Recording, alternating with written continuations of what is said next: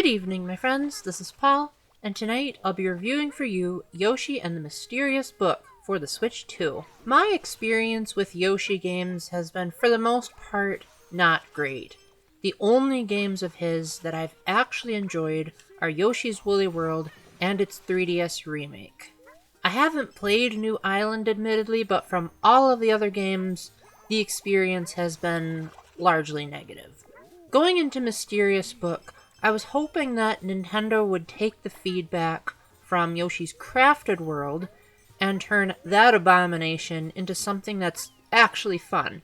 And to be fair, I do think Mysterious Book surpasses Crafted World, as I actually beat this game, as evidenced by the fact that there's no Crafted World review on this channel. However, whenever Mysterious Book has a new idea in a level, it typically doesn't go far beyond that idea, making it feel like they had a cool enemy design, and then they forgot to design a fun level around it. So the gist is that the Yoshis on Yoshi's Island meet a book called Mr. Encyclopedia, or Mr. E for short, and he's filled with information on a whole bunch of different creatures, but is unable to turn the pages himself.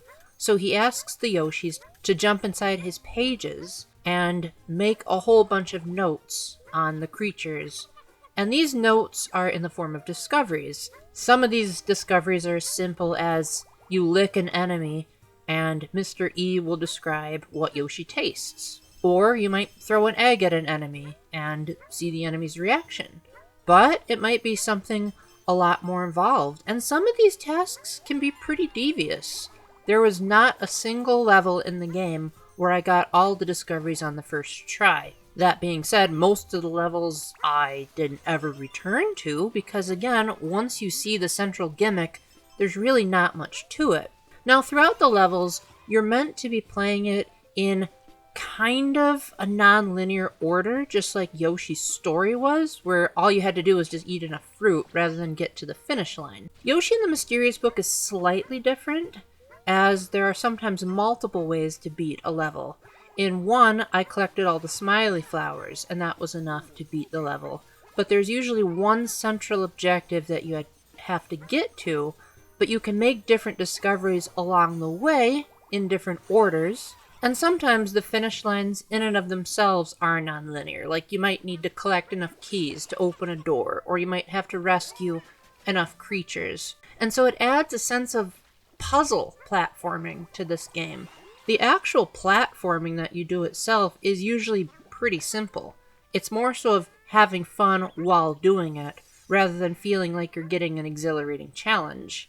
Which in my opinion is a real shame, because I really liked the platforming in Woolly World, and was kind of hoping for more of the same. Admittedly, the first two worlds do a decent job at providing some fun ideas, but again, they're over with way too quickly. For that matter, this whole game is really short. Like, I think I beat it in about 4 or 5 hours. And this game costs $70 digitally and $60 physically for that little amount of content.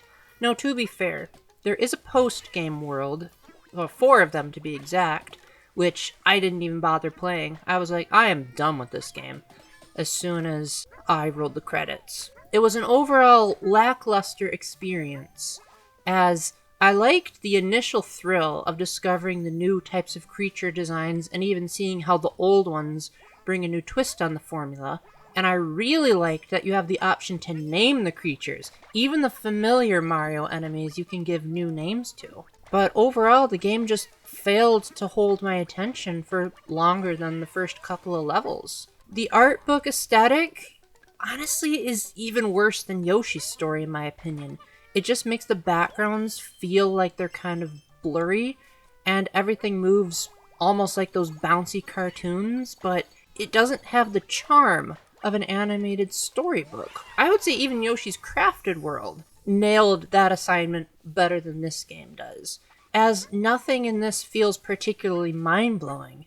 It's especially jarring because whenever you're outside of Mr. E, the graphics look phenomenal, but there's only maybe like 2 or 3 cutscenes that are set in the outside world. So the rest of the game just feels kind of dull. Like this could have easily run on the Switch 1.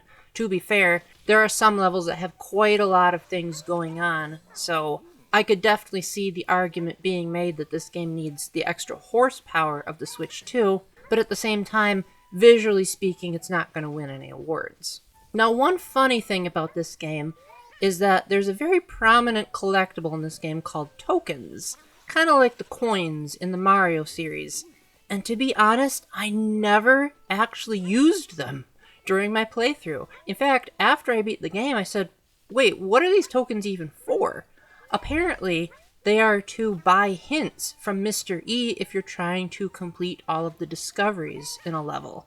But you would think that the game would naturally guide you toward that conclusion, like how sometimes it'll have hints that pop up in the level when it's your first time doing an action. But surprisingly, you actually have to go out of your way to look at the pages of discoveries you've already found, and then flip to a blank page and ask Mr. E to give you a new hint. It's almost like the game wants to hide the fact that it's giving you advice. Like, isn't that kind of weird? So in other words, the game wants you to be able to make discoveries, but depending on how many tokens you give Mr. E, that'll affect how vague the hints are. So I guess it's good that there are different tiers of hints, kind of like how in easy mode in Virtue's Last Reward, the characters would gradually give you more hints rather than just outright spelling out the answer.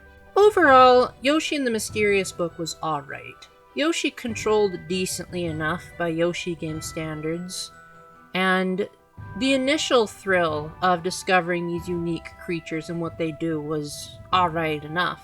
But the level design was just so generic, and there was really nothing super amazing or cool to make this game stand out. The graphics are lackluster.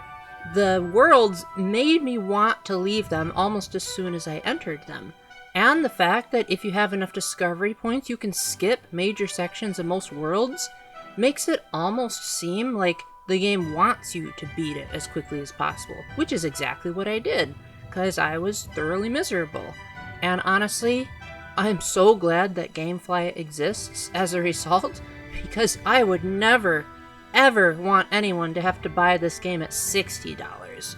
Now, I know that there are some people on the internet defending this game. Most of the critics are giving it 6s and 7s out of 10, but then you got people like Albert Boris that are saying they like it. So I would say, if this is the kind of game for you, ask yourself if you like platformers that have more of an emphasis on exploration and discovery, and if that's the case, then I think this game is maybe worth $20 or $30.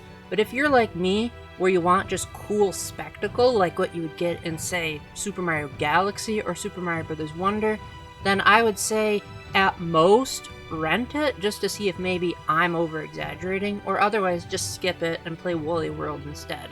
$70, oh my gosh, it's just so insane. This game is nothing on the level of games like Kirby Air Riders or Mario Kart World, and it's a good thing that some Nintendo games going forward, like Star Fox and Splatoon Raiders, are actually getting a much more reasonable price, perhaps because of games like this that make us realize that Nintendo is just stupid when it comes to their prices sometimes. So with that, thank you very much for watching, my friends. Please let me know if there was anything I was unclear about, and I hope you all have a wonderful day, and remember to keep the faith, stay epic, and God bless. Bye!